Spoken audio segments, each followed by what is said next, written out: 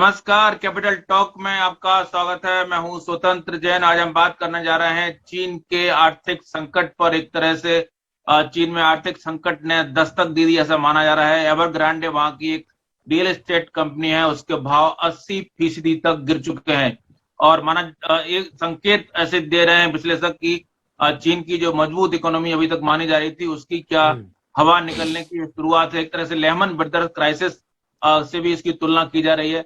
हम इसी पे बात करने जा रहे हैं कि जो कंपनी एवरग्रांडे है वो चीन के लिए कितनी महत्वपूर्ण थी। क्या वो अमेरिका में जिस तरह के सब प्राइम क्राइसिस आई थी 2008 में, उसी तरह की क्राइसिस ये भी एक क्राइसिस बन सकती है क्या? सब प्राइम क्राइसिस का जो लेवल था वो पूरी दुनिया के चपेट में आई थी, लेकिन चीन फिलहाल इससे कैसे डील कर रहा है, कहां से क्राइसिस शुरू हुई। आपको बता देंगे चीन की रियल एस्टेट कंपनी की जीडीपी में अगर हिस्सा माने तो 2% के आसपास चीन की जीडीपी का जो हिस्सा है उसमें जो इसका $300 अरब का जो आयतन वॉल्यूम है इसका कंपनी का, वो चीन की जीडीपी का 2% बताया जा रहा है। तो अगर ये शुरुआत हो सकती है तो काफी बड़ी मुश्किल में चीन हो सकता है और चीन के साथ पूरी दुनिया की अर्थव्यवस्था भी एक बार डमाडोल हो सकती है। इसी पे हम बात करने जा रहे हैं कि क्या ये संकट कहीं बड़ा रूप लेने जा रहा है या इसको रोकथाम के उपाय शुरू हो गए हैं। हमारे साथ इस चर्चा में जुड़ रहे हैं देश के जाने माने अर्थशास्त्री और फाइनेंस के जानकार। हमारे साथ हैं प्रोफेसर चरण सिंह जो कि ई ग्रो के सीईओ हैं और फाइनेंस मामलों के जानकार, आरबीआई के पूर्व चेयरमैन, आईआईएम बेंगलुरु में आरबीआई चेयर। और हमारे साथ हैं प्रोफेसर विक्रम पांड्या जो कि SP Jain school of global management और मुंबई से जुड़ रहे हैं। वहां पे आप फिनटेक के प्रोफेसर हैं और इसके पहले आप एस बैंक में वाइस प्रेसिडेंट रह चुके हैं। हमारे साथ हैं प्रोफेसर अमन अग्रवाल जो कि इंडियन इंस्टीट्यूट ऑफ फाइनेंस में प्रोफेसर हैं, फाइनेंस के बड़े जानकार। इसके पहले आप वर्ल्ड बैंक में भी काम कर चुके हैं। हमारे साथ हैं प्रोफेसर राजेश कोठारी जो कि पोद्दार इंस्टीट्यूट मैनेजमेंट के डायरेक्टर रह चुके हैं, इक्फाई के वीसी और फिलहाल तक्षशिला इंस्टीट्यूट के एडवाइजर हैं। प्रोफेसर कोठारी आपका भी स्वागत है। आप सभी लोगों का स्वागत है। सबसे पहले प्रोफेसर कोठारी आपके पास ही आऊंगा। आपको क्या लग रहा है कि ये जो पूरी चीन की क्राइसिस है क्या बहुत बड़ी क्राइसिस के रूप में बदल सकती है या सिर्फ एक छोटा सा बुलबुला है वो वहीं पर समाप्त हो जाएगा? स्वतंत्र जी, जब आप किसी चीनी कंपनी के बारे में बात करते हो, चीन की अर्थव्यवस्था की जब बात करते हो आप, तो सबसे पहली बात जो समझ में आती है उनके डेटा में ट्रांसपेरेंसी नहीं होती है। हो सकता है यह संकट हो सकता है संकट का दिखावा हो, क्योंकि चीनी डेटा जो भी मार्केट में आता है वो बहुत ज्यादा रिलायबल नहीं होता, पहली बात। दूसरी बात, जो सब प्राइम क्राइसिस आया था सन 2008 के अंदर, उसके बाद विश्व के हर देश ने अपनी अपनी अर्थव्यवस्था को और उसमें इस तरह के आने वाले प्रभावों को रोकने के लिए माकूल व्यवस्था कर रखी है। अपन भारत के उदाहरण ले लेते हैं। हम ये सोच रहे थे चूंकि चीन में भारत का बहुत बड़ा चीन का भारत में बहुत बड़ा निवेश है तो शायद इसमें कोई असर पड़ेगा, पर जो स्टॉक मार्केट रिएक्शंस पिछले 2 दिन में देख रहे हैं, मुझे तो नहीं लगता कि इसका बहुत बड़ा असर हमारी अर्थव्यवस्था पर पड़ने वाला है और छोटा मोटा कोई अवसर होगा। क्योंकि चीन में एक खास बात क्या है कि वो जो क्राइसिस अगर आते हैं, भले वो क्राइसिस अगर आपका ये कोविड से संबंधित हो या क्राइसिस ये जो एवरग्रांडे वाली कंपनी संबंधित हो, you don't trust कि what is the actual positions. So in the absence of clear-cut information and transparent data, it is very difficult to predict and say कि eventually चीन का जो संकट है ये कहां तक जाने वाला है। तो मेरा सबमिशन ये है सर कि मुझे नहीं लगता कि इसका संकट बहुत गहरा होने वाला है। लेहमान ब्रदर्स के साथ तो पूरे देश के पूरी अर्थव्यवस्था तो जुड़े हुए थे। चीन का जो एक अर्थव्यवस्था है बड़ी क्लोज इकोनॉमी है उसकी, और जो लेहमान ब्रदर्स था उसके साथ वर्ल्ड के सारे संस्थान जुड़े हुए थे। तो मुझे तो given the choice I will say तो मुझे बहुत ज्यादा ऐसा नहीं लगता कि अर्थव्यवस्था, देश की अर्थव्यवस्था या विश्व की अर्थव्यवस्था के ऊपर कोई बहुत ज्यादा प्रतिकूल असर पड़ने वाला। चीन पे असर आएगा क्या? चीन पे असर आएगा क्या? नहीं, चीन पे असर आएगा, चीन खुद निपट लेगा। क्योंकि चीन के, मैंने कहा ना आपसे, चीन के कोई भी डेटा सार्वजनिक रूप से आपको नहीं मिल पाते हैं, तो वो कैसे करेगा, क्या करेगा, will not able to make out. They keep everything so confidential कि आपको हद कुछ पता भी लगता है कि उन्होंने क्या करा क्या नहीं करा। प्रोफेसर चरण सिंह, मैं आपसे जानना चाहूंगा सर कि ये क्राइसिस कितनी बड़ी है। आप तो ई ग्रो में मुख्य रूप से, जहां तक मैं आपके वेबसाइट मैंने देखी है, काफी कुछ आप दुनिया भर के अर्थशास्त्रियों से गुत्थम गुत्था करते रहते हैं और आप भारत से ज्यादा तो दुनिया की चिंता करते हैं। थोड़ा समझाएं सर कि ये चिंता आपकी हमें समझाएं कि चीन की चिंता आपने कितनी की और हमारे दर्शकों को कुछ लाभ दें उसका। इस शुक्रवार को शाम को 8 से 9 ईग्रो फाउंडेशन पे university of California Santa cruise के गैलीना हेल लेक्चर दे रहे हैं स्पिल ओवर पे। जो आप जिस चीज की बात कर रहे हैं उस स्पिल ओवर की बात हो रही है। तो पहले मैं आपसे कहूंगा कि चीन की बात कर लेते हैं, फिर चीन से भारत पे क्या असर होगा, क्या स्पिल ओवर होगा, उसके बारे में बात कर लेते हैं। पहले ये जो उन पे मुसीबत आई है उसको समझ लेते हैं चीज क्या है, तो उससे निपट लेंगे। उसमें मुझे भी कोई परेशानी नहीं है, किसी को भी कोई परेशानी नहीं है। निपट लें तो अच्छा ही है उनके लिए भी और दुनिया के लिए। पर मुसीबत क्या है? सबसे बड़ी मुसीबत है ये कंपनी जो एवरग्रैंड है, ये रियल एस्टेट की कंपनी है, पर ये इसने डाइवर्सिफाई करना शुरू कर दिया, अलग अलग चीजों में डालना शुरू कर दिया। अब इनकी स्पेशलाइजेशन जो थी, पिछले 24 साल से ये रियल एस्टेट में थे, पर अब क्योंकि जब इन्होंने डाइवर्सिफाई किया तो बहुत ज्यादा थिनली डिस्ट्रीब्यूट हो गए और भांत भांत की चीजों में इन्होंने डाइवर्सिफाई किया। अगर रियल एस्टेट के साथ ही रहते, थीम पार्क्स में रहते तो बात अलग है, इलेक्ट्रिक व्हीकल्स में आ गए, फूड बेवरेजेस में आ गए, ग्रोसरीज में आ गए, बॉटल्ड वाटर में आ गए, डेयरी प्रोडक्ट्स में आ गए, तो इन्होंने उसको डाइवर्सिफाई कर, उससे कंट्रोल बहुत कम रह जाता है। दूसरी बात, इनके करीब 2 लाख मुलाजिम हैं, वो बहुत बड़ी बात है, काफी लोग इनके साथ जुड़े हुए हैं। इनकी जो लास्ट सेल थी 110 बिलियन डॉलर की इनकी सेल है, डॉलर्स में 10 बिलियन, 110 बहुत बड़ी सेल है। तो कंपनी अपने आप में एक बहुत बड़ी कंपनी है। और अगर ये कंपनी का अगर देखें तो करीब 1.5 मिलियन घर बिक चुके हैं पर अभी बने नहीं। तो अब इससे अंदाजा लगा सकते हैं कि अगर ये कंपनी डूबेगी तो कहां कहां पर इसका असर पड़ेगा। 128 बैंकों से और 121 नॉन बैंकों से इनका रिश्ता है। तो घर वाले जिन्होंने घर के पैसे दे चुके हैं, घर नहीं मिलेगा, 1.5 मिलियन, उनको दुख होगा।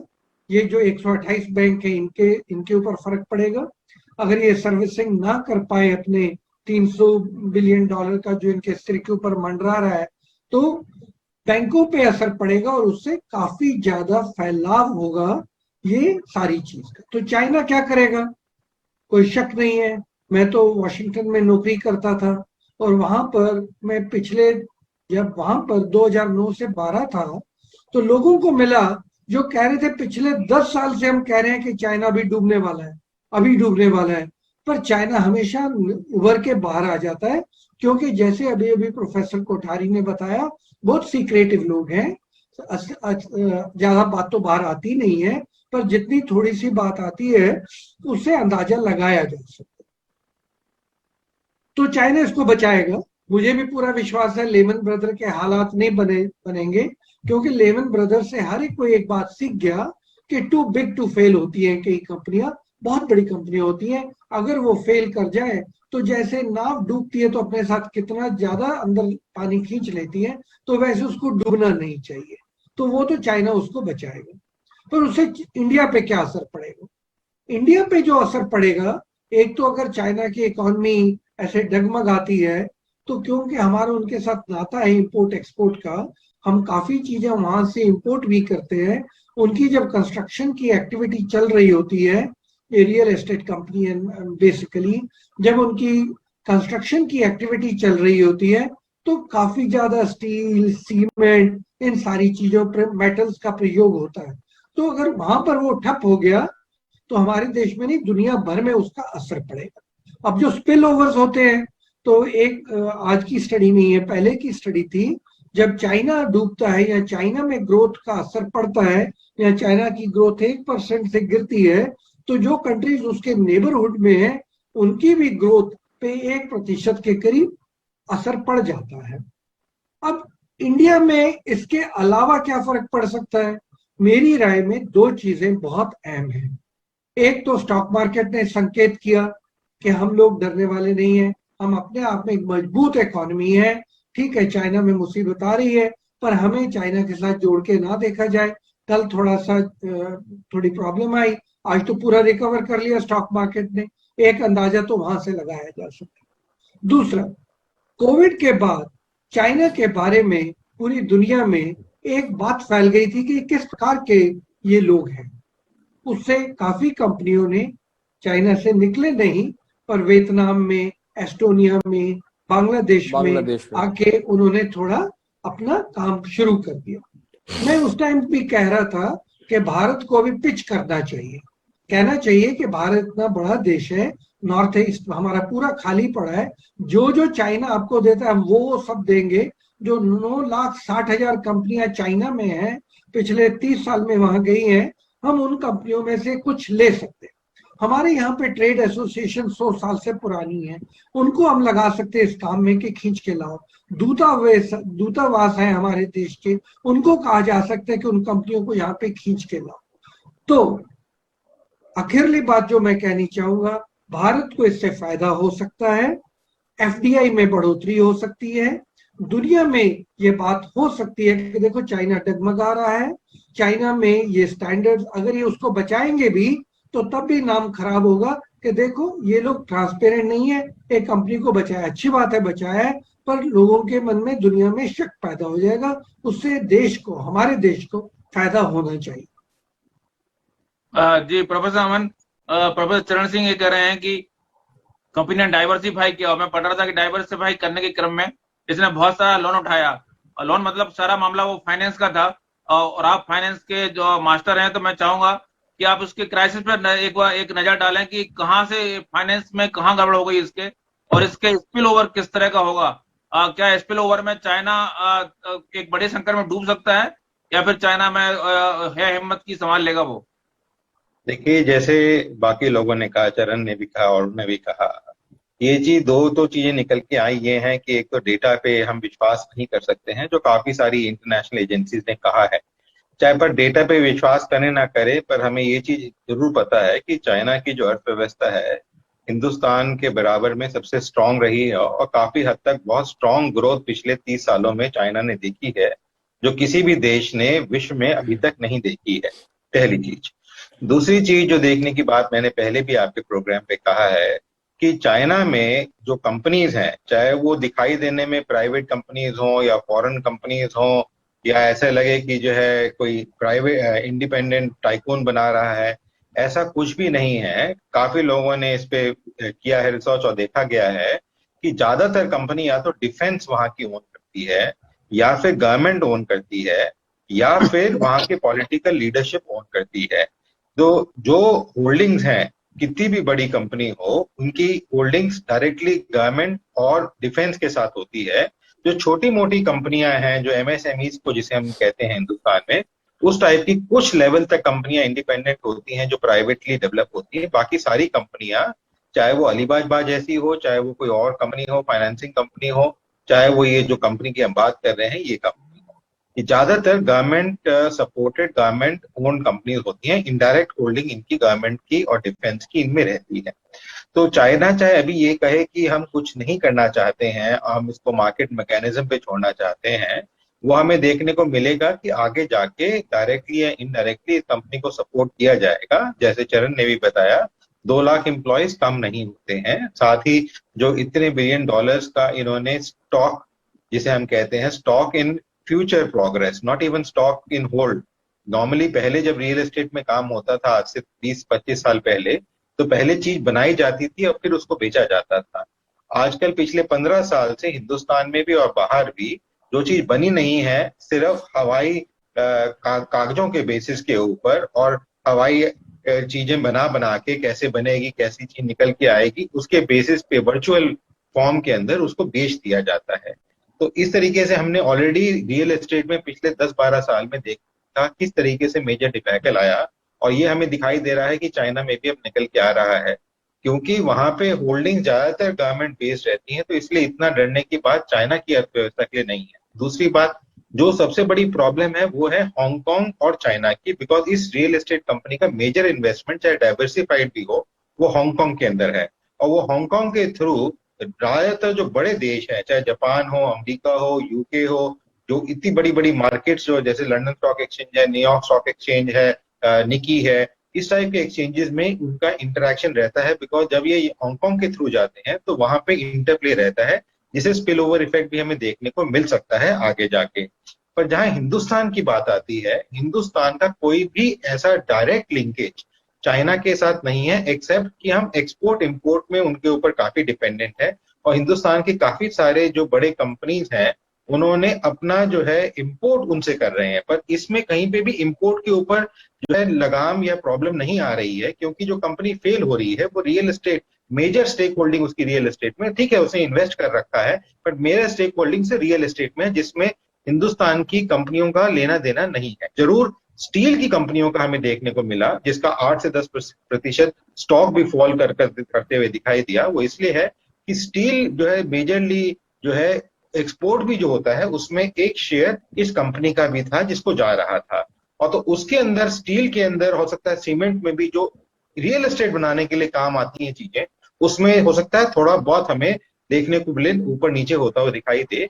पर ऑलरेडी अभी जो स्टॉक मार्केट है हिंदुस्तान में वो ओवर वैल्यूड है और काफी हद तक बबल की तरफ ऑलरेडी जा रही है, क्योंकि जबकि हम कोविड दौरान से गुजर रहे हैं, अंतरराष्ट्रीय मार्केट से पैसा आ रहा है, हो सकता है वो चाइना के रूट से भी होके आ रहा हो, जो पोर्टफोलियो इन्वेस्टमेंट आ रहा है, तो इसलिए वो ऑलरेडी बबल स्टेज पे है। तो ये करेक्शन होना स्टॉक मार्केट में आज की डेट में बहुत जरूरी है, ताकि ये ऐसा ना हो कि जो आम निवेशक है उसमें पैसा डूबो सके। जहां तक इस कंपनी के डिबैकल की बात है, हिंदुस्तान पे डायरेक्ट कोई इम्पैक्ट हमें नहीं देखने को मिलेगा, सेंटिमेंटल इम्पैक्ट है। और ये छोटी मोटी ट्रेड रिलेशनशिप्स हैं जो हिंदुस्तान की कंपनियां जैसे स्टील है, सीमेंट बताया, उनको थोड़ा बहुत जरूर नुकसान हो सकता है, पर क्योंकि ज्यादातर कॉन्ट्रैक्ट लॉन्ग टर्म होते हैं और जैसे मैंने बताया इस कंपनी को फेल नहीं होने दिया जाएगा, तो इस तरीके से जब ये कॉन्ट्रैक्ट्स आज नहीं ऑनर होंगे, हो सकता है कुछ महीने बाद ये दोबारा ऑनर होने लगे। तो ये जो प्रॉब्लम हम देखने को देख रहे हैं, इतनी बड़ी प्रॉब्लम निकल के नहीं आएगी। दूसरी बात, जो प्रॉब्लम अभी आ रही है, इनकी डेट रीपेमेंट में प्रॉब्लम आ रही है।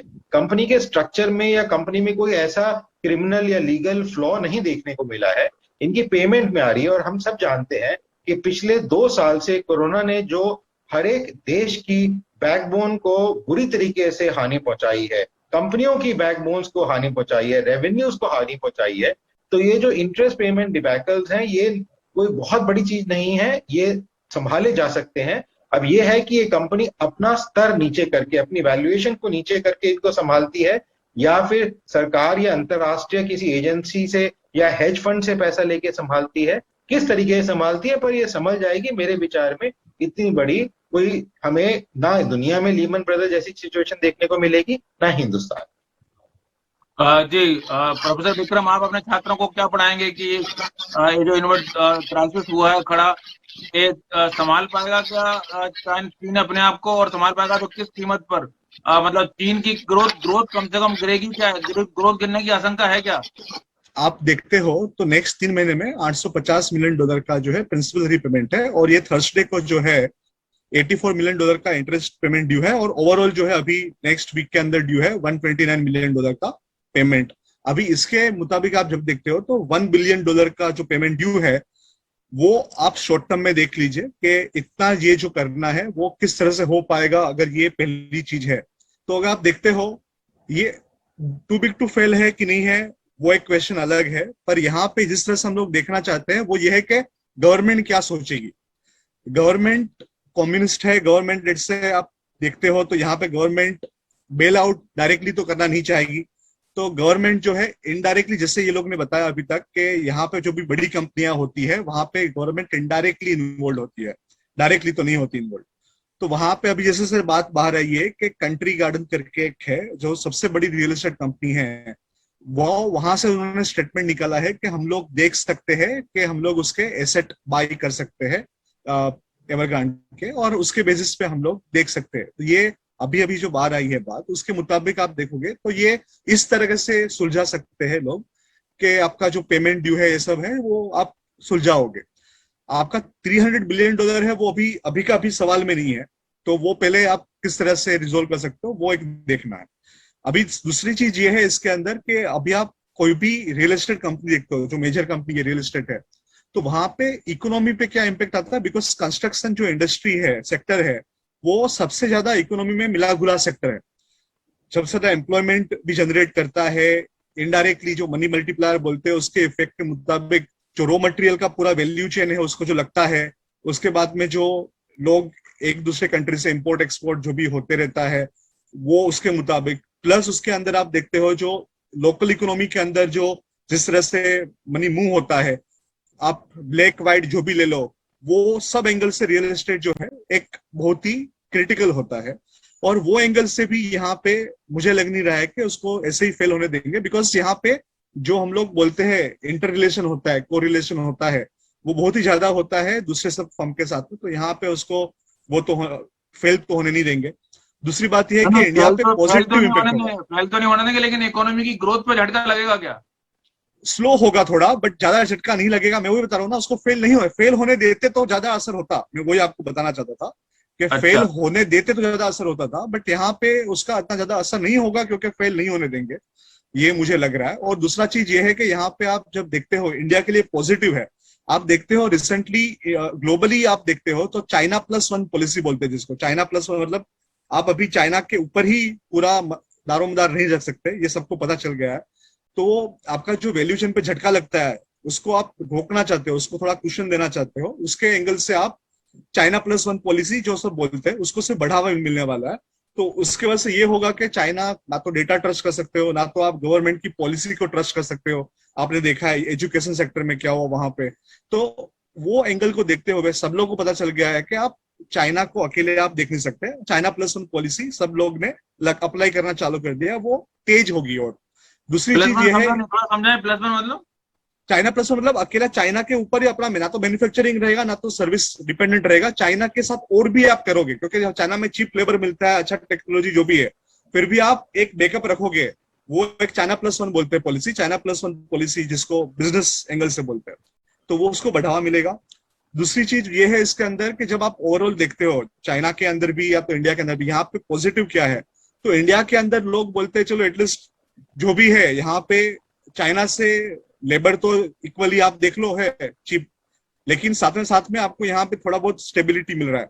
तो आप लास्ट सितंबर का ही देख लो, बहुत इक्विटी एंड डेट मार्केट देख लो, तो एफआईआई का इन्फ्लो जो हुआ है 5,300 करोड़ के करीब जो है इक्विटी में ये महीने में हुआ, और आप ईयर टू डेट देख लो तो और बहुत बहुत बड़ा नंबर है।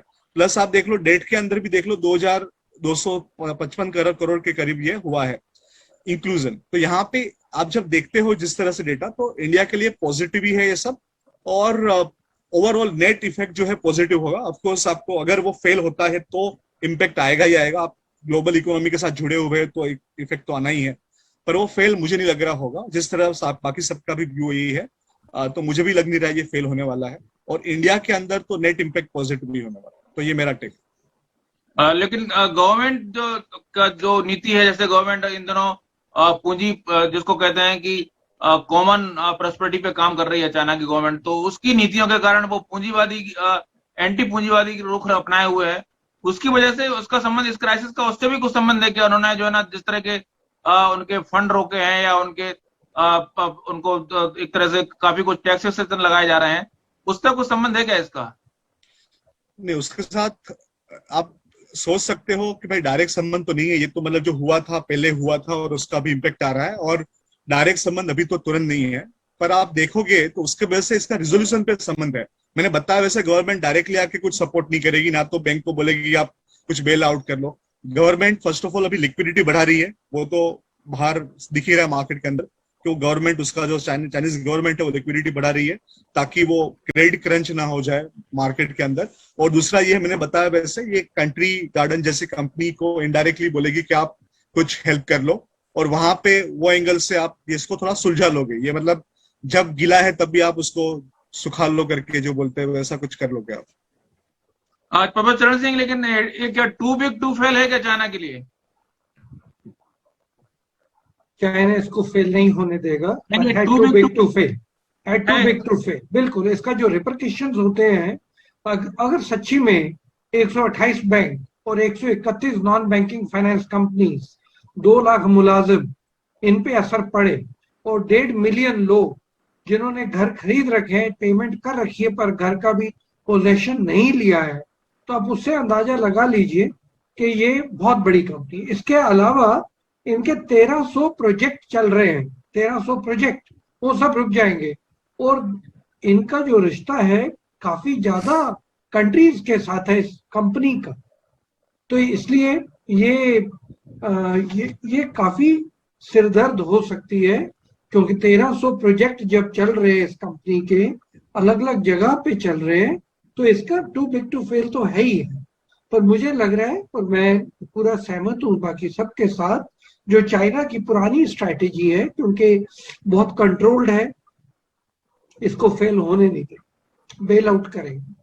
नहीं, लेकिन चाइना में आपने कहा कि 128 बैंकों के साथ का संबंध है, लेकिन बार बार एक खबर आती है, मैं ऐसे जानकारी के लिए पूछ रहा हूँ कि चाइना में 1-2 बैंक ही हैं, सबका उसी को वही सब कुछ कंट्रोल करते हैं, तो 128 बैंक कहाँ से आ गए हैं, ये थोड़ा समझाएं।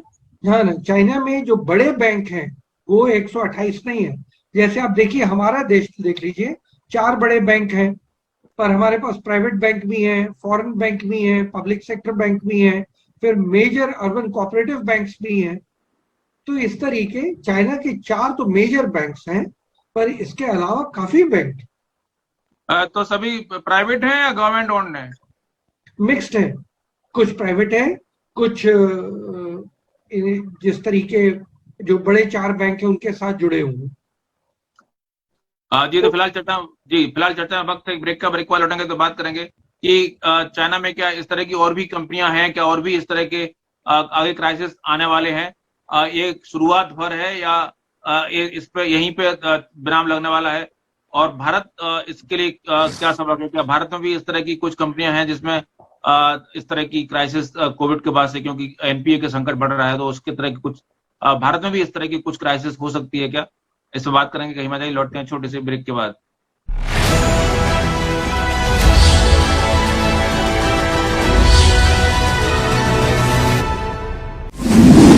साल की सबसे बड़ी परीक्षा पत्रिका करेगा आपके हितों की रक्षा। नीट परीक्षार्थी किन बातों का रखे ध्यान, एक्सपर्ट करेंगे सभी संशयों का समाधान।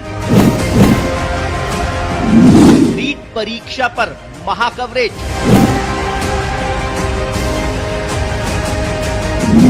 देखिए पत्रिका टीवी लगातार। देश पर आई इस विपदा के समय पत्रिका ने सही मुद्दे उठाए, आंखों पर पट्टी नहीं बांधी, ना ही मुंह सी कर बैठे, और शासन को उन मुद्दों पर कार्यवाही करने पर मजबूर किया, क्योंकि जब सच सामने लाया जाता है तभी तो प्रशासन की आंखें खुलती हैं। हमारा विश्वास है कि पत्रिका हमेशा समाज के हर पीड़ित की लड़ाई लड़ती है और जीतती है। पत्रिका, निर्भीक, निष्पक्ष। राजस्थान के पूर्वी द्वार से पश्चिम के मरुस्थल तक, गंगानगर के लहलहाते खेतों से माही और वागड़ के बांसवाड़ा तक, रोज नई करवट लेती राजनीति से पग पग नई शक्ल लेती रणनीति तक, हर हलचल, हर समाचार, संस्कृति, धर्म और खेल की खबरों का संसार, मिलेगी राजस्थान को आवाज पत्रिका राजस्थान पर।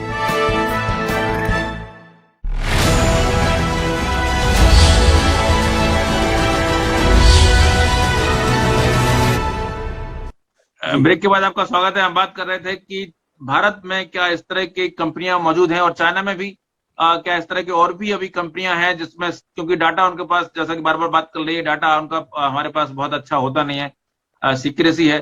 प्रोफेसर अमन, आप काफी बार चाइना गए हैं जहां तक मैं जानता हूं, आपको क्या लगता है कि ये एकमात्र कंपनी है कि चाइना में, या फिर इसका संकेत आपको पहले से पता था कि ये वहां पर होने वाला है, या फिर आप कहेंगे कि और भी कंपनियां ऐसी आ सकती हैं जिसमें इस तरह की क्राइसिस सामने आए?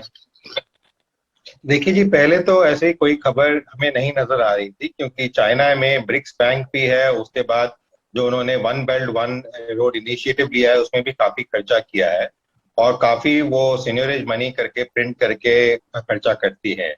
और क्योंकि उनका डॉलर के साथ जो उनकी करेंसी है वो पैक्ड है, मतलब फिक्स्ड है, ये नहीं है कि आप जो है, जैसे हमारी फ्लोटिंग करेंसी है कि आपने अगर ज्यादा प्रिंट किया या कुछ उसको प्रॉपरली मैनेज नहीं किया करेंसी को, तो वो बहुत ज्यादा इम्पैक्ट हो सकता है। तो वहां पे वो चाइना के केस में वो चीज नहीं देखने को मिलती है, क्योंकि उन्होंने फिक्स कर रखी है उस करेंसी को। प्रेशर्स पड़ते हैं बट इतना ज्यादा नहीं पड़ता है। जहां तक रियल एस्टेट कंपनी की बात है, अगर चाइना इसको ब्लो अप होने देती है तो पहली बात तो नहीं होगी, क्योंकि अमेरिका जैसे देश ने जब ब्लो अप होने नहीं दिया तो चाइना कैसे ब्लो अप होने देगा। अमेरिका जैसे देश ने भी AIG है और कंपनीज जब फेल हो रही थी उस समय 7-8 की बात है, तो उनको रोका, संभाला।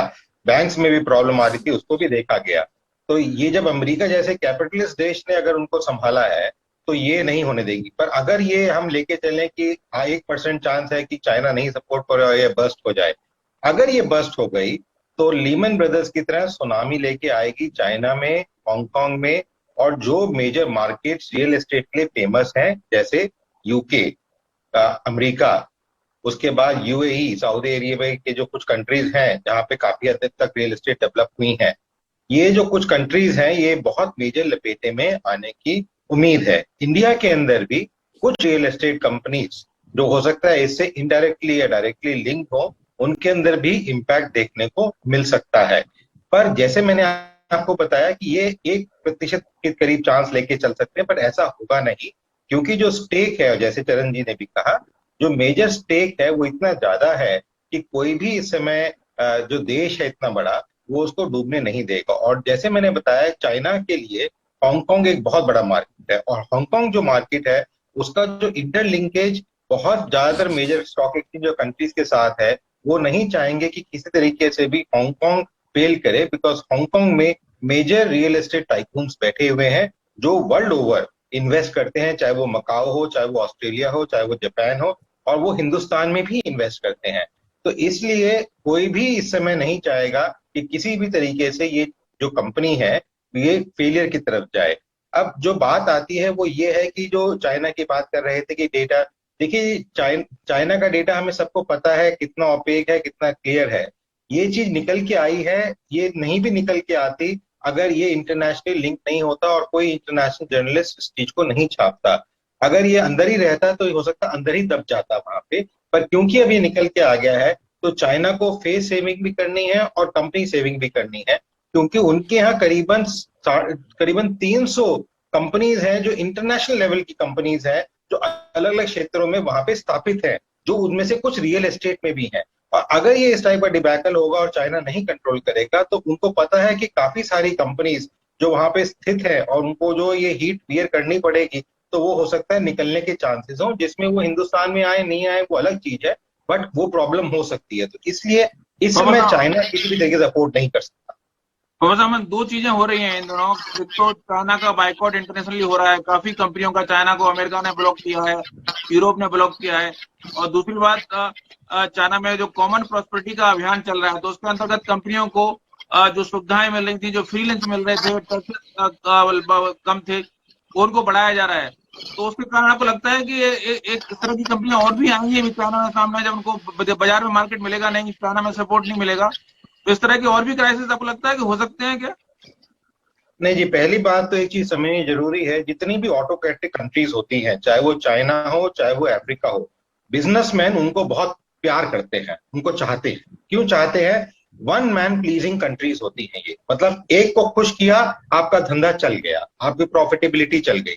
जो डेमोक्रेटिक कंट्रीज होते हैं हिंदुस्तान में, उसमें इतने ज्यादा लेयर्स होते हैं कि हर एक को इतना सेटिस्फाई करना पड़ता है कि आदमी बिजनेस करते करते उसकी कमर टूटने लग जाती है। पर अगर बिजनेस जम जाए तो चल जाएगा, अगर चला नहीं तो उसकी कमर टूटने लग जाती है। तो इसलिए ज्यादातर बिजनेसमैन, आप किसी से भी ऑफ द रिकॉर्ड अगर बात करें तो आपको बताएंगे कि जितनी ऑटोक्रेटिक कंट्रीज होती हैं, वन मैन शो वाली कंट्रीज, वहां पे वो प्यार करते हैं उनको, बिकॉज वहां पे प्रॉफिट कमाना आसान होता है और अपना निवेश करना होता है। डूब भी सकता है, बट वो रिस्क एक बिजनेसमैन हमेशा लेके चलता है, चाहे वो डेवलपिंग डेमोक्रेटिक कंट्री में लगाए या ऑटोक्रेटिक कंट्री में पैसा लगाए। यहाँ पे चाइना में जो लोगों ने लगा रखा है, उनको मालूम है कैसे मुनाफा हो रहा है, दुनिया को दिखाएं। ये जो छोटी चुटमुट हो रही है कि हमने फंड रोक दिए, फाइनेंसिस रोक दिए, ये सब सिर्फ ट्रेड बेनिफिट्स, ट्रेड नेगोशिएशंस, जैसे एक ट्रंप ने शुरू किया, पहले ट्रेड वॉर शुरू किया चाइना के साथ, उसके बाद अब बिडेन जब आए वो भी कुछ ना कुछ करेंगे। तो एक ट्रेड बेनिफिट लेने के लिए छोटा मोटा चलता रहता है, इससे जो मेजर ट्रेड है चाइना का वो इम्पैक्ट नहीं होता है। अगर हम हिंदुस्तान में ही देखें एफडीआई के अंदर रिस्ट्रिक्शंस लगाई गई लास्ट ईयर, चाइना के अंदर काफी सारी रोक लगाई गई, पर भी बाद में उनको ठीक ठाक करके चाइना इस मामले में बड़ा अच्छा है कि वो रेगुलेटरी प्रूडेंस जो उसी कंट्री की है, वो अच्छे लॉयर्स और चार्टर्ड अकाउंटेंट्स को हायर करके वो इस तरीके से अपना फ्रेमवर्क बना लेता है कि वो कंप्लाई कर सके और कंप्लायंस के अंदर पूरा उतर सके। तो इससे हमें देखने को मिला कि फिर दोबारा एफडीआई, अब हम देखें दोबारा अब एफडीआई आ रही है। अब देखिए एक जो लेटेस्ट जो सबसे पहले आईपीओ आया जोमेटो का, उसमें जो मेजर चंक ऑफ मनी है, 90% जो पैसा आया है जोमेटो के केस में, वो सारा फॉरेन इंस्टीट्यूशनल इन्वेस्टर्स का है। 10% ही हिंदुस्तान का अपना लोगों का पैसा निवेशक है। अब वो जो 90% पैसा आया वो कहां से आया, किसी को पूरी क्लैरिटी इस पे नहीं है। ठीक है, बड़े निवेशक आए हैं, अलीबाबा जैसी बड़ी बड़ी कंपनियों ने निवेश किया।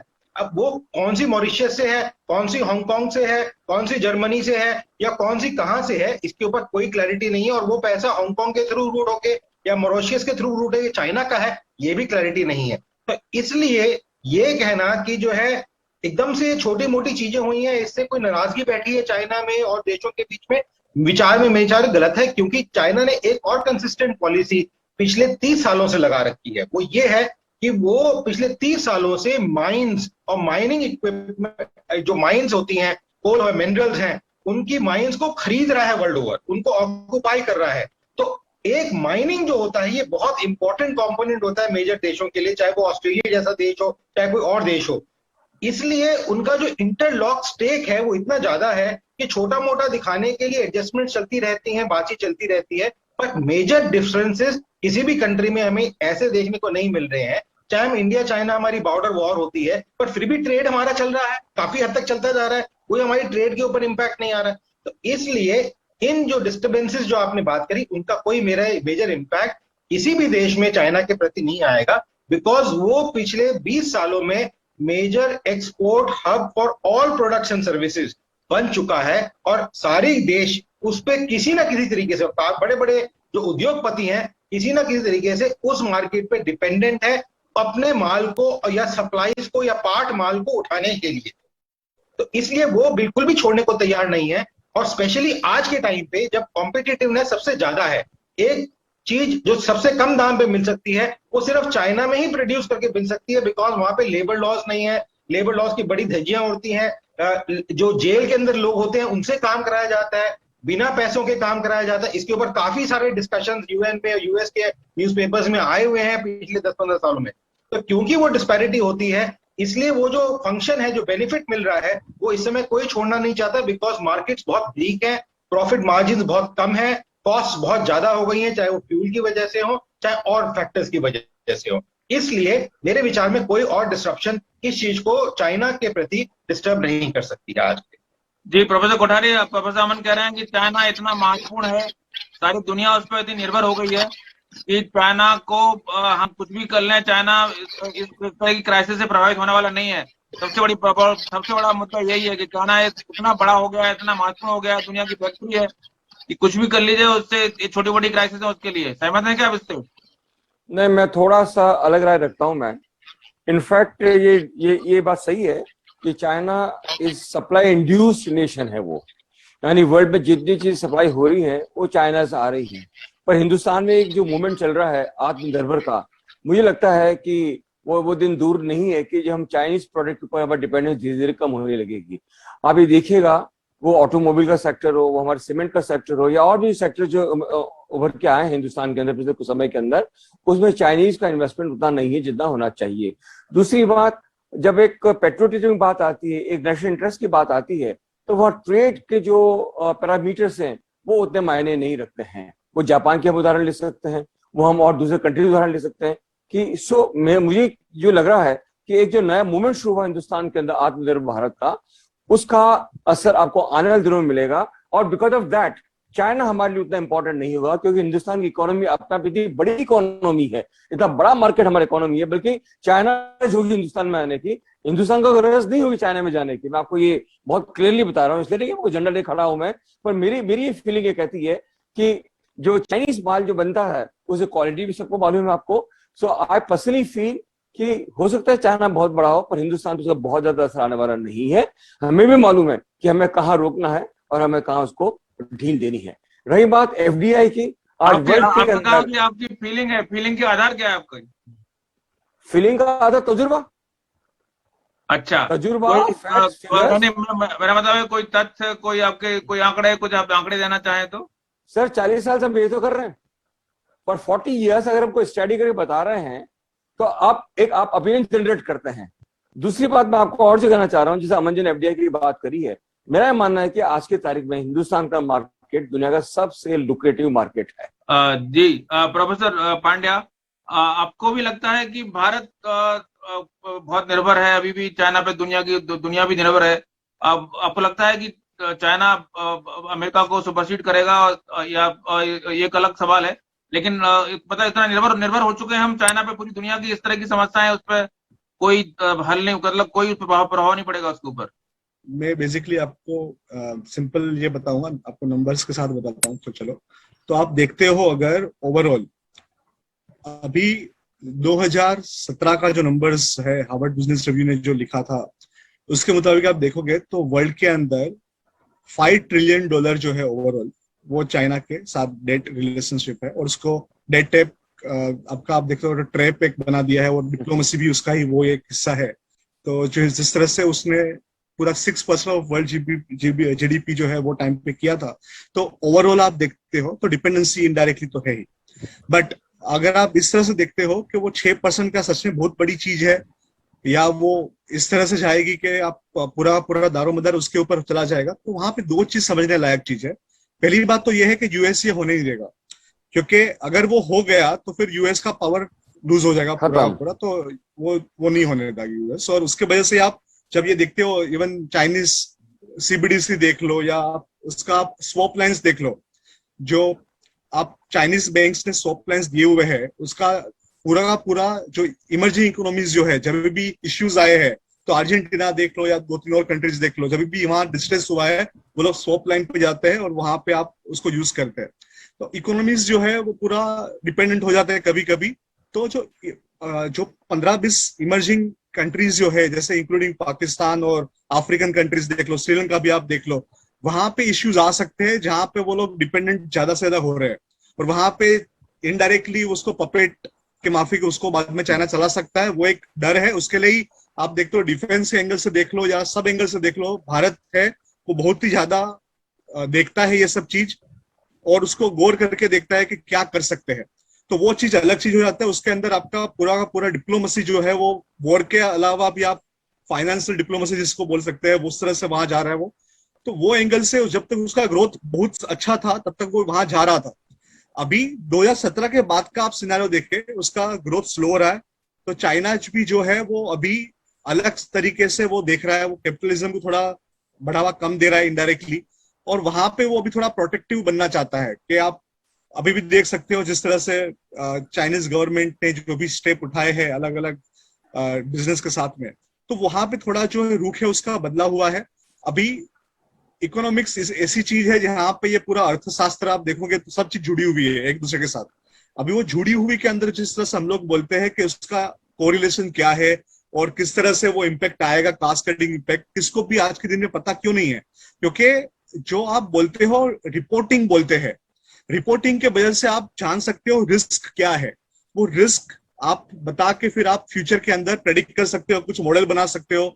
जब हम लोग को लेमन का क्राइसिस हुआ था, पता चला था कि हम लोग ने ये सीडीओ सीएमओ की जो बात की थी उसके अंदर रिस्क अनअकाउंटेड था, पूरा का पूरा कोरिलेशन रिस्क अकाउंटेड ही नहीं था। तो वो सब चीज जब बाहर आती है तब आपको समझता है कि आप उसको सुधार सकते हो। यहाँ पे इश्यू क्या है, चाइना का इवन जो डेट है वो बहुत ज्यादा डेट अनअकाउंटेड है, जिसको वर्ल्ड इकोनॉमी में दिखता नहीं है। आईएमएफ और वर्ल्ड बैंक जिस तरह से वो डेट रिपोर्ट करते हैं उसके अंदर जो नंबर दिखते भी है, उसके अलावा भी जो डेट है इनडायरेक्टली जो दिया जाता है वो स्वैप लाइन के थ्रू जाता है, वो सब रिपोर्टेड नहीं है। प्रोफेसर पंड्या, मैं ये पूछना चाहता हूँ आपसे, आप एक तरफ हम लोग ये भी बात करते हैं कि चाइना में हमारी डिपेंडेंसी बहुत ज्यादा है, सारी दुनिया का उसमें निवेश है, सारी दुनिया की कंपनी वहां पर है। दूसरी तरफ हम ये भी कहते हैं कि हमें कुछ पता नहीं है उसके बारे में, उनका डाटा नहीं पता। आप वहां पे मौजूद भी, इतनी सारी कंपनियां वहां मौजूद हैं, तो उनके पास डाटा नहीं है क्या चाइना का? उनके पास चाइना की जानकारी नहीं है, चाइना की फील नहीं है उनके पास? दो अलग अलग चीज होती है, आप गलत समझ गए। तो यहाँ पे क्या होता है, आप जो डेटा बोलते हो आपको पता है डिपेंडेंसी है कि इंडिया रिपोर्ट करता है कि कितना आपका एक्सपोर्ट इंपोर्ट हो रहा है, वो इंडिया का डेटा है। चाइना का डेटा अलग है, वो डेट साइड का डेटा मैं जो बता रहा हूँ वो अलग चीज है। दो अलग अलग चीज आप मिक्स कर रहे हो। मैं ये बताना चाहता हूँ कि वर्ल्ड लेवल पे क्या है इम्पैक्ट। भारत का डिपेंडेंसी, या तो लेट्स से आप दूसरा कोई कंट्री का देख लो, अगर भारत डेटा प्रोवाइड करता है कि हम लोग का इंपोर्ट चाइना से इतना है, वो हम लोग को समझता है, तो हम लोग को पता चलता है कि हम लोग का इंपोर्ट कितना है, हम लोग का डिपेंडेंसी कितना वहां पे है, वो दिखता भी है, समझता भी है।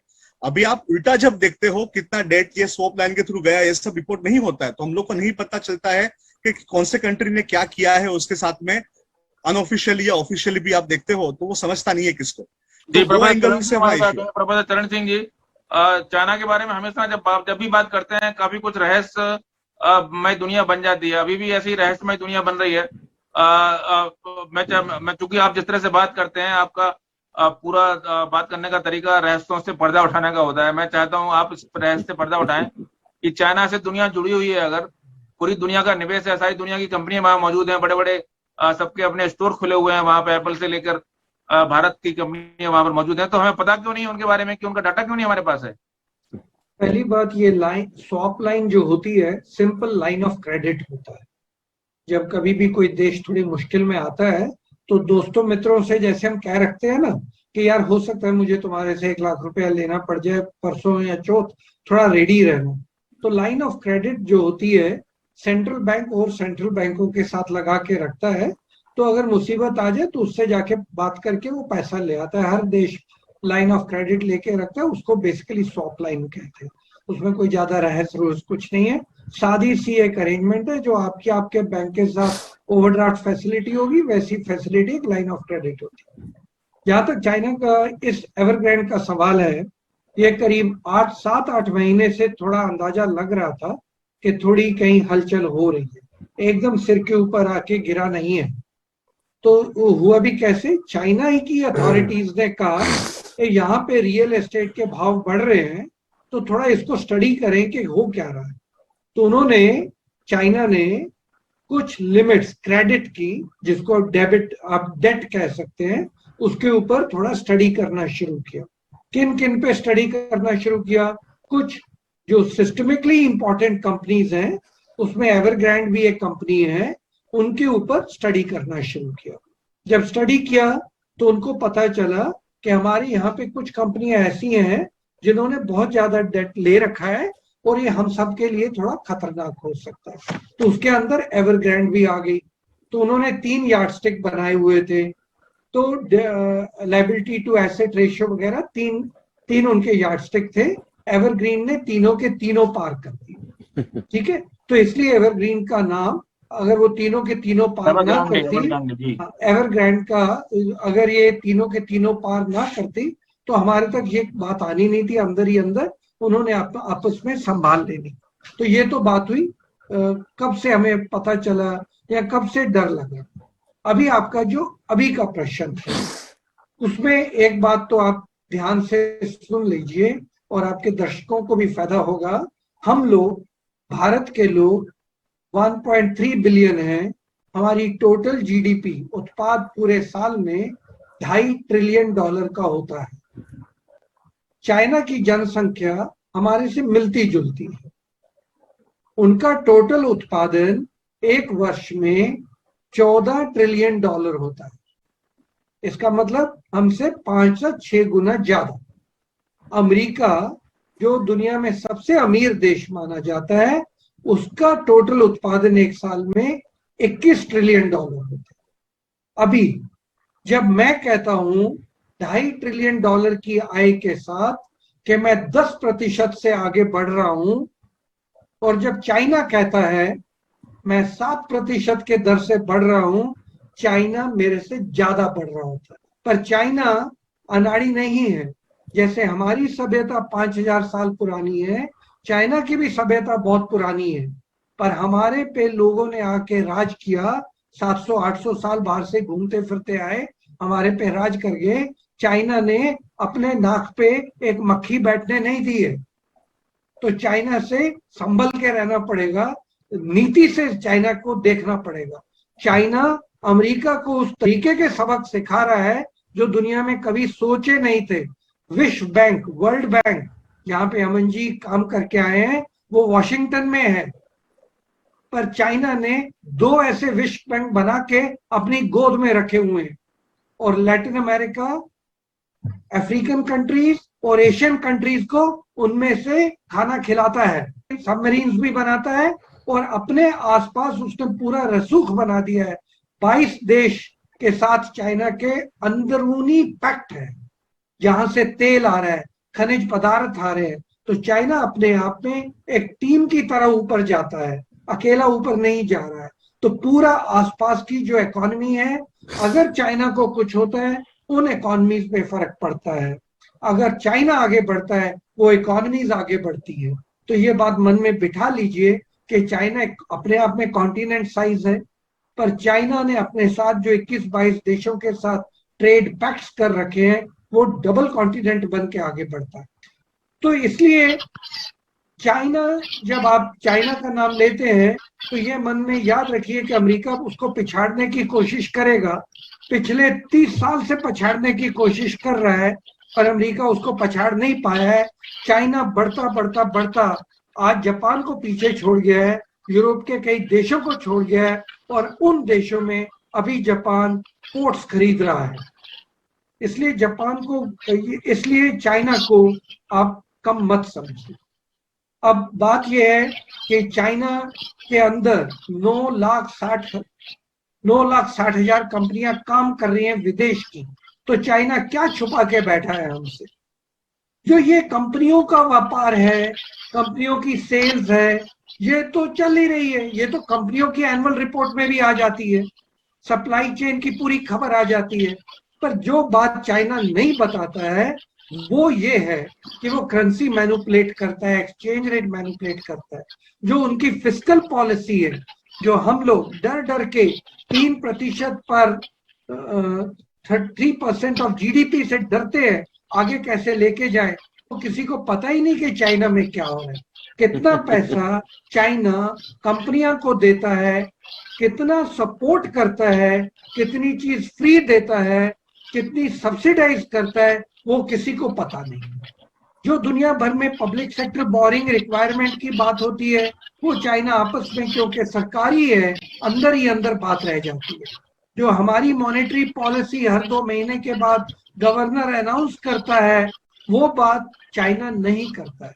तो जहां तक चाइना की पारदर्शिता, ट्रांसपेरेंसी का बात है, कंपनियां जहां तक है वो अपना अपना ट्रांसपेरेंट एनुअल रिपोर्ट डिक्लेयर करती हैं। पर जहां तक मैक्रो इकोनॉमिक इंडिकेटर्स का सवाल है, वो चाइना क्योंकि सरकारी है, वो अपने आप ही अंदर चलता रहता है। इसमें कोई रहस्य की बात नहीं है। मैं आपको एक मिसाल देता हूं। अगर एयर इंडिया पूरी तरह सरकारी है और सरकार उसको ओन करती है, तो सरकार और एयर इंडिया में जो रिश्ता नाता चल रहा है, वो किसी को पता हो ना पता हो, उससे क्या किसी को फर्क पड़ता है। अगर सरकारी बैंक है, सरकारी इंश्योरेंस है, सरकारी कंपनियां हैं, जो सरकारी कंपनी और सरकार के अंदर जो रिश्ता चल रहा होता है, इतने मोटे बजट डॉक्यूमेंट से आप क्या निकाल सकते हैं? उसी तरीके हम तो बहुत ट्रांसपेरेंट हैं, पर चाइना में ये सारी ट्रांसपेरेंसी नहीं है। हम तो हर साल बजट में डॉक्यूमेंट, अगर कोई चाहे, जर्नलिस्ट या इकोनॉमिस्ट या फाइनेंशियल एक्सपर्ट एकदम गहराई तक जा सकता है, पर चाइना में वो सब पब्लिकेशंस नहीं है। आखिरली बात, चाइना के ज्यादा पब्लिकेशंस चीनी भाषा में होते हैं। हमारे जैसे लोग, चीनी वैसे ही बड़ी मुश्किल भाषा है, और हमारे जैसे लोग जो अंग्रेजी में सारे डॉक्यूमेंट्स हम इंडिया में पब्लिश करते हैं, हिंदी में करते हैं, हर आदमी देख सकता है, वो सब चाइना में नहीं है। तो वो वाली ट्रांसपेरेंसी नहीं है, पर कंपनियां आ रही हैं, प्रॉफिट बना रही हैं, उतना हम सबको पता है। चरण सिंह जी ने जो एक चीज बोला उसमें ऐड करूंगा कि जो ओवरऑल है वहां पे सेंसरशिप भी है, जो आप स्टेट सेंसरशिप बोलते हो, उसकी वजह से भी जो डेटा नहीं बाहर जाता है कोई चीज, वो भी एक है। तो उन्होंने जो बोला वो परफेक्ट बोला है, उसके ऊपर मैं ऐड कर रहा हूँ, ये भी एक बिग रोल प्ले करता है कोई डेटा क्या। मेरा प्रश्न है प्रोफेसर चरण सिंह, प्रोफेसर अमन का कहना है कि चाइना इतना बड़ा है तो उस पर मतलब उसको कुछ फर्क नहीं पड़ेगा। ये सच है कि चाइना को कुछ फर्क नहीं पड़ने वाला इन चीजों से? फिर तो चाइना कुछ भी करेगा, फिर तो हम कुछ कर नहीं सकते चाइना का, अगर आप इतना बड़ा है चाइना तो। क्यों? आप मुझे बात बताइए, चाइना क्या करना है? नहीं मतलब मेरा मतलब हम मतलब जो है ना, वो जो भी चीजें होती रही वहां पे, कुछ भी गड़बड़ होता रहे, एवरग्रांडे करे या कुछ भी करे तो हम हमारे ऊपर असर क्यों नहीं पड़ता? फिर हमारे ऊपर भी असर पड़ेगा उसका तो। और हम कुछ नहीं कर पाएंगे। आप ये सवाल मेरे से पूछ रहे हैं? जी जी, आपसे सर। मतलब चाइना हमारे ऊपर असर पड़ेगा और हम कुछ नहीं कर पाए, तो बड़ी मुश्किल वाली हालत है ना फिर तो। इस पे बहुत स्टडीज हुई हैं, उसको स्पिल ओवर कहते हैं। अगर एक देश जो इतने ज्यादा बड़ा है उस पे अगर कुछ फर्क पड़े तो औरों पे फर्क पड़ेगा कि नहीं पड़ेगा। तो मैंने अपने शुरू वाले कमेंट में बताया था कि रिसर्च हुई है, अगर 1% चाइना की इकोनॉमी पे फर्क पड़ेगा तो जिन जिन देश उसके आसपास है या जिनके साथ उन्होंने पैक्ट साइन कर रखा है उन पे फर्क पड़ेगा ही पड़ेगा। तो जो कैलकुलेशंस हुई है 1% चाइना का, 1% और इमर्जिंग कंट्रीज में फर्क पड़ेगा। पर जो मैं कह रहा हूं कि जहां तक इंडिया का सवाल है, क्योंकि चाइना की रेपुटेशन को थोड़ी ठेस पहुंची है कोविड के कारण, हमारे लिए इसमें अच्छाई ही हो सकती है। क्या अच्छाई हो सकती है? जो मैंने गिनाई थी, एफडीआई पे फर्क पड़ेगा, फायदा होगा। एफआईज हमारी स्टॉक मार्केट में बढ़ोतरी होगी। जो कंपनियां चाइना में बैठी है वो अपने हेडक्वार्टर तो वहां से चेंज क्या करेंगी और हमारे यहाँ के अपना एक रीजनल ऑफिस खोल सकती हैं, तो हमें फायदा हो। मैं अपने सवाल को और साफ कर देता हूँ। देखिए, अगर भारत अपना डाटा छिपाना शुरू कर दे, मैनिपुलेशन करे, तो भारत के ऊपर तमाम सेंसर लगाए दिए जाते हैं। भारत से तमाम जो है ना उनकी रेटिंग गिरा देती हैं कंपनियां, जो आपकी जो फिच वगैरह है। चाइना के बारे में ऐसा कुछ नहीं करते क्या? उनकी रेटिंग बनी रहती है, वो इतना सा डाटा मैनिपुलेशन करते हैं, सब कुछ करते रहते हैं, उनकी रेटिंग में फर्क नहीं पड़ता, उनके ऊपर किसी विश्व बैंक का कोई फर्क नहीं पड़ता। ऐसा क्यों है? मैं ये जो पूछना चाह रहा हूँ। देखिए, एक परिवार में एक आदमी 500 रुपए कमाता है और उसी परिवार में एक बच्चा सिर्फ 50 रुपए कमा पाता है, तो जो 500 रुपए कमाता है उसका बोलबाला रहेगा ही रहेगा। रेटिंग एजेंसीज भी उन्हीं के हाथ से खाती हैं। तो 50 रुपए वाला बच्चा रेटिंग एजेंसी को डिनर पे नहीं बुला सकता है। तो ये साफ सुथरी बात है, इसको समझ लेना चाहिए, जिसकी लाठी उसकी भैंस।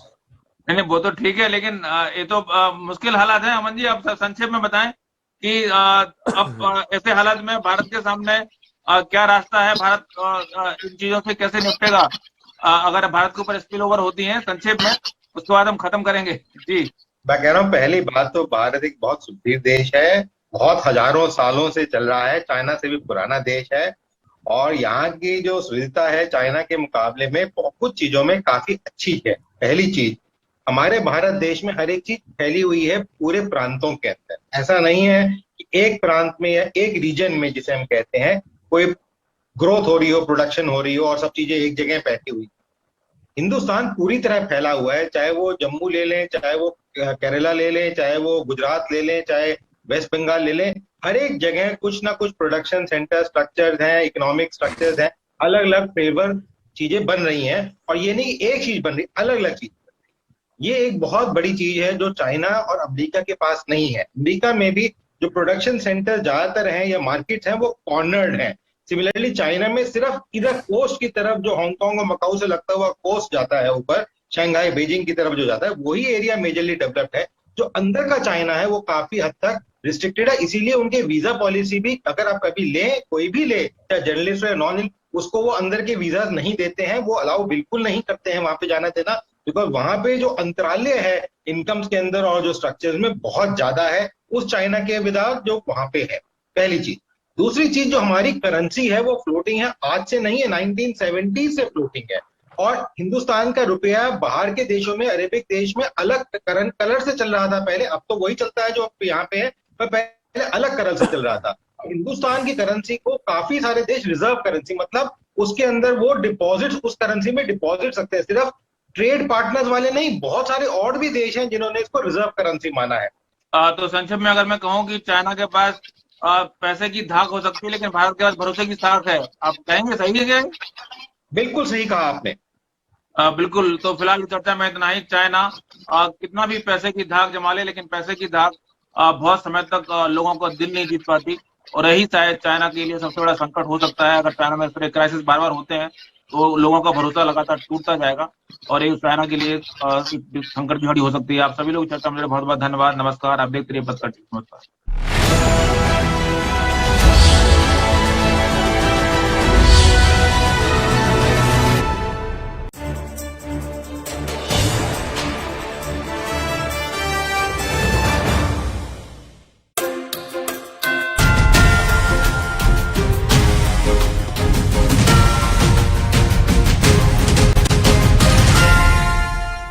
नमस्कार, पत्रिका प्राइम टाइम में आपका स्वागत है। मैं हूं अभिषेक। 26 सितंबर यानी आगामी रविवार को आयोजित होने वाली रीट परीक्षा राजस्थान अध्यापक पात्रता परीक्षा में 16.5 लाख अभ्यर्थी शामिल होंगे। यह राजस्थान की अभी तक की सबसे बड़ी परीक्षा होगी। सरकार ने अभ्यर्थियों के लिए रोडवेज के साथ साथ अब निजी बसों में भी निःशुल्क यात्रा का इंतजाम किया है। परिवहन विभाग को निर्देश है कि रीट देने वाले किसी भी छात्र से किसी भी तरह की बस में किराया नहीं वसूला जाए। रोडवेज के अलावा निजी और लोक परिवहन बसें भी सरकार अपने कब्जे में लेगी। हालांकि अभी यह तय नहीं हुआ है कि कितनी बसें अधिग्रहित की जाएंगी। यह तय हो चुका है कि अभ्यर्थी फ्री में यात्रा कर सकेंगे। इसके लिए बस में अपना आईडी कार्ड और एडमिट कार्ड साथ लेकर चलना होगा। 16.5 लाख से ज्यादा परीक्षार्थियों के शामिल होने के कारण सरकार के हाथ पैर फूले हुए हैं। कई बार रद्द होने के बाद आयोजित की जा रही इस परीक्षा का सफल क्रियान्वयन सरकार के लिए सबसे बड़ी चुनौती बन गया है। हाल ही में हुई नीट और एसआई भर्ती परीक्षाओं में नकलची गिरोह की सेंधमारी और बेतरतीब परिवहन व्यवस्था ने सरकार के सभी इंतजामों की पोल खोल दी थी। ऐसे में एक ही चरण में हो रही परीक्षा पर भी सवाल खड़े हो रहे हैं। पहला सवाल तो यह है कि क्यों सरकार ने परीक्षा के लिए एक ही